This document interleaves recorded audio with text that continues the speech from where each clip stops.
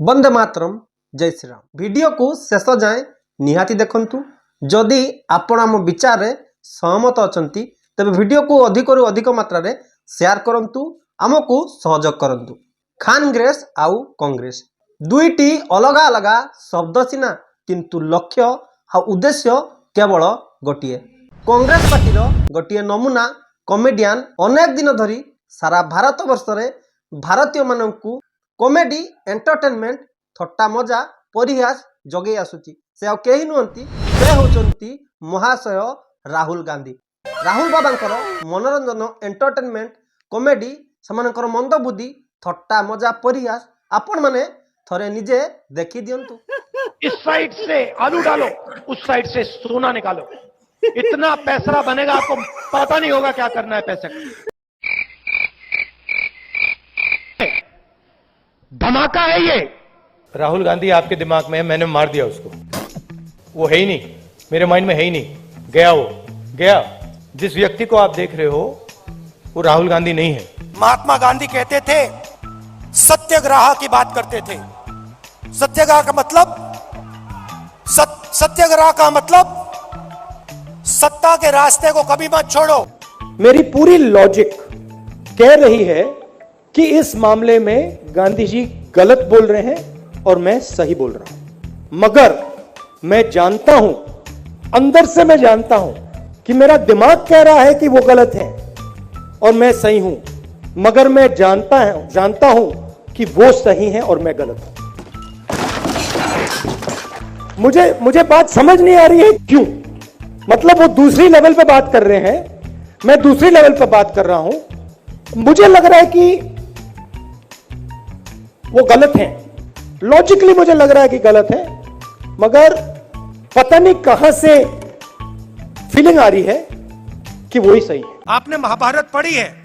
पांडवों ने डिमोनेटाइजेशन किया, क्या हो गया?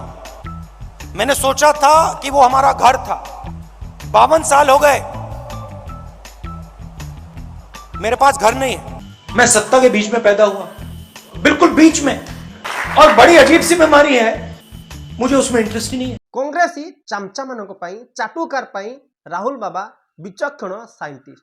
आलू सुना बाहर करवा, नटंकी पाई हाई ड्रामा पाई फटा कुर्ता पिंधिबा, ड्रेस रो ऊपर पैता पिंधिबा। राहुल बाबांकर नटंकी हाई ड्रामा कॉमेडी रो लंबा लिस्ट। केतबेले कुली होबा, केतबेले चाष करवा, केतबेले ट्रक ड्राइवर होबा, कहीं केतबेले काहाकू आलिंगन करदेबा, एभली अनेक कारनामा। किंतु सारा भारत वर्ष भ्रमण करी नटंकी करी हाई ड्रामा करी कॉमेडी करी एते परे भी सर्वाधिक चुनाव हारी उपाधि केवल राहुल गांधी को मिली।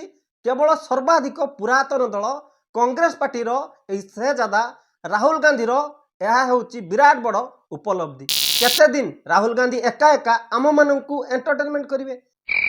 राहुल गांधी साथ देवाई भारतीय हिंदू मानू भुआ बुलाइवाई एंटरटेनमेंट थट्टा कॉमेडी मजा मस्ती करने आउ जड़े कांग्रेस रो फीमेल प्रो वर्सन मार्केट को आसी जाइए। से आउ केही नुहंती पिंकी दीदी, नकली गांधी खानदान रो प्रियंका बाड्रा। तबे देखंतु ए नमूनाबाज रो नटंकी हाई ड्रामा को जिहादी आतंकी इस्लामिक संगठन इस्लामिक देश रो सपक्ष रे भारत विरोधी सनातन विरोधी मानवता विरोधी ए जिहादी आतंकी संगठन रो सपक्ष रे केमिति प्रियंका बाड्रा संसद भवन भितर पशि सेमानकर सपक्ष रे केमिति प्रचार करुछि।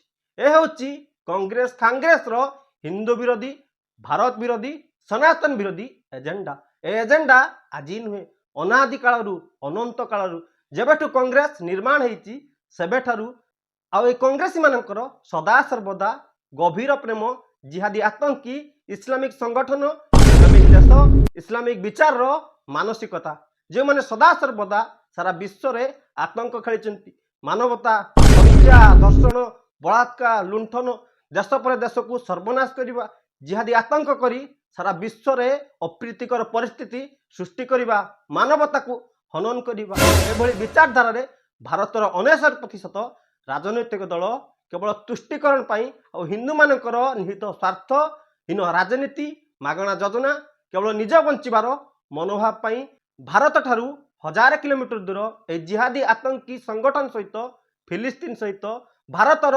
99% ରାଜନୈତିକ ଦଳ, ଭାରତର ସର୍ବପୁରାତନ ରାଜନୈତିକ ଦଳ କଂଗ୍ରେସର ସମ୍ପର୍କ କ'ଣ?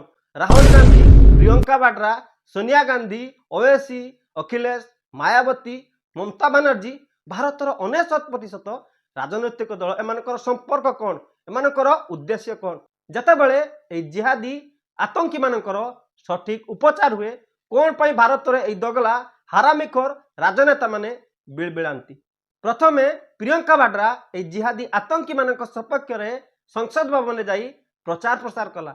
ଯେତେବେଳେ ତାକୁ ଟ୍ରୋଲ କଲେ, ସମାଲୋଚନା କଲେ, ଟ୍ରୋଲ ପରେ ପ୍ରିୟଙ୍କା ବାଡ୍ରା ନୂଆ ନଟଙ୍କି କଲା, ହାଇ ଡ୍ରାମା କଲା। ଦୀର୍ଘ 8 ମାସ ଧରି ବାଂଲାଦେଶର ହିନ୍ଦୁମାନଙ୍କ ଉପରେ ଯେଉଁ ନରସଂହାର ହେଉଛି, ଯେଉଁ ହତ୍ୟା ହେଉଛି, ସାମୂହିକ ଗଣ ବଳାତ୍କାର ହେଉଛି, ନାହିଁ ନଥିବା ଅତ୍ୟାଚାର ହେଉଛି, କାହାକୁ ଏ ବିଷୟରେ ଅଛପା ନାହିଁ। ବିଶ୍ୱର ଯେକୌଣସି ସ୍ଥାନରେ ବାଂଲାଦେଶ ହଉ, ପାକିସ୍ତାନ ହଉ, ଆଫଗାନିସ୍ତାନ ହଉ ଅଥବା ଆମ ଭାରତରେ ହଉ, କାଶ୍ମୀର ହଉ, ବେଙ୍ଗଲ ହଉ, କେରଳ ହଉ ଅଥବା ଅନ୍ୟ କୌଣସି ଜାଗାରେ ହଉ, ଯେତେବେଳେ ବି ହିନ୍ଦୁମାନେ ଅତ୍ୟାଚାର ହୁଅନ୍ତି, ଭାରତର 99% ରାଜନୈତିକ ଦଳ ମୁହଁରେ ଫେବିକ୍ୱିକ୍ ଲଗେଇ ପାଟିକୁ ସିଲ୍ କରି ଚୁପ୍ ହୁଅନ୍ତି ଆଉ ହିନ୍ଦୁମାନଙ୍କ ହତ୍ୟାରେ ମଜା ନିଅନ୍ତି। କାହା ପାଟିରୁ ଚୁଁଟିଏ ବାହାରେନି, କାରଣ ମରୁଥିବା ଲୋକଟା ପରା ହିନ୍ଦୁ। ପେଚ୍ ପକାଇବା ପାଇଁ, ବାଲାନ୍ସ କରିବା ପାଇଁ ତା ପରଦିନ ସେ ବାଂଲାଦେଶ ହିନ୍ଦୁ, ବାଂଲାଦେଶରେ ହିନ୍ଦୁମାନଙ୍କ ଉପରେ ଅତ୍ୟାଚାର ହେଉଛି, ବାଂଲାଦେଶରେ ଇସାଇମାନଙ୍କ ଉପରେ ଅତ୍ୟାଚାର ହେଉଛି, ସେ ବେଗକୁ ପ୍ରଚାର କରିବା ପାଇଁ ପ୍ରିୟଙ୍କା ବାଡ୍ରାର ଏ ସବୁ କାରନାମା କେବଳ ହିନ୍ଦୁମାନଙ୍କୁ ଭୁଆଁ ବୁଲିବା ପାଇଁ, ନଟଙ୍କି କରିବା ପାଇଁ, ହାଇ ଡ୍ରାମା କରିବା ପାଇଁ। ତାହା ନୁହେଁ ତ ଆଉ କ'ଣ? ଯେତେବେଳେ ବାଂଲାଦେଶରେ, ପାକିସ୍ତାନରେ, ଆଫଗାନିସ୍ତାନରେ ହିନ୍ଦୁମାନଙ୍କ ଉପରେ ଅତ୍ୟାଚାର ହୁଏ, କେତେବେଳେ ବି এই କଂଗ୍ରେସୀମାନଙ୍କ ପାଟିରୁ ଚୁଁଟିଏ ବାହାରେ ନାହିଁ। ତେବେ ହିନ୍ଦୁ ବିରୋଧୀ, ଭାରତ ବିରୋଧୀ, ସନାତନ ବିରୋଧୀ এই କଂଗ୍ରେସୀ ଖାନଗିରିସୀ ମାନଙ୍କର କ'ଣ ପାଇଁ ହଠାତ୍ କିନା ହୃଦୟ ପରିବର୍ତ୍ତନ? କ'ଣ ପାଇଁ ଏସବୁ ହାଇ ଡ୍ରାମା? କ'ଣ ପାଇଁ ଏସବୁ ନଟଙ୍କି? এই କଳା ଇଂରେଜ ମାନେ ସଦାସର୍ବଦା ଭାରତ ମାତାର ସନାତନ ଧର୍ମ, ହିନ୍ଦୁ ସଭ୍ୟତା, ହିନ୍ଦୁ ସମାଜର ଏତେ ମାତ୍ରା ଯେ ସର୍ବନାଶ କରିଛନ୍ତି, ଏତେ ମାତ୍ରାରେ ଭୟଙ୍କର ଭୟାନକ ଷଡ଼ଯନ୍ତ୍ର କରିଛନ୍ତି, ସେ ୱକ୍ଫ ବୋର୍ଡ ଆକ୍ଟ ହଉ, ପୂଜାସ୍ଥଳ କାନୁନ ହଉ, ମାଇନରିଟି କମିଶନ ହଉ କିମ୍ବା ହଜ୍ ସବସିଡି ହଉ, ତାକୁ ଯଦି ଆମେ ଆଲୋଚନା କରିବା, এই କଂଗ୍ରେସର କଳା କାରନାମା ଦିନ ପରେ ଦିନ ବିତିଯିବ ପଛେ, କିନ୍ତୁ এই କଂଗ୍ରେସୀ ହିନ୍ଦୁ ବିରୋଧୀ, ଭାରତ ବିରୋଧୀ, ସନାତନ ବିରୋଧୀ ମାନଙ୍କର କଳା କାରନାମା, କଳା ଅଧ୍ୟାୟ କେବେ ବି ସମାପ୍ତ ହେବନି।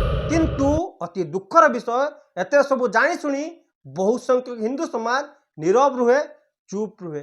ହେ ହିନ୍ଦୁ ସମାଜ, ସମୟ ଏବେ ବି ଅଛି, ସଚେତନ ହୁଅ, ସଜାଗ ହୁଅ, ନିଜ ଧର୍ମ, ସଭ୍ୟତା, ସଂସ୍କୃତି, ନିଜର ବିରାଟ ଐତିହ୍ୟ, ନିଜର ଭାରତ ମାତାର ସୁରକ୍ଷା ପାଇଁ ସଂଗଠିତ ହୁଅ। ଆଉ এই ଦଗଲା ଦହରା ସେକୁଲାରବାଦୀ କିଡ଼ାମାନଙ୍କ, ହିନ୍ଦୁ ବିରୋଧୀ, ଭାରତ ବିରୋଧୀ, ସନାତନ ବିରୋଧୀ ରାଜନେତା ମାନଙ୍କୁ ଜବାବ ଦିଅ। ଏତେ ଦିନ ପର୍ଯ୍ୟନ୍ତ এই କଂଗ୍ରେସୀ ମାନଙ୍କୁ, ହିନ୍ଦୁ ବିରୋଧୀ ମାନଙ୍କୁ, ଭାରତ ବିରୋଧୀ ମାନଙ୍କୁ, ସନାତନ ବିରୋଧୀ ମାନଙ୍କୁ ହିନ୍ଦୁ ଉତ୍ପୀଡ଼ନ ଦେଖାଯାଉନଥିଲା। ଯେତେବେଳେ ଜିହାଦୀ ଆତଙ୍କୀ ମାନଙ୍କୁ ସପୋର୍ଟ କଲେ, ଯେତେବେଳେ ଟ୍ରୋଲ ହେଲେ, ତା ପରଦିନ ପେଚ୍ ପକା କାମ କରିବା ପାଇଁ ଏସବୁ ହାଇ ଡ୍ରାମା।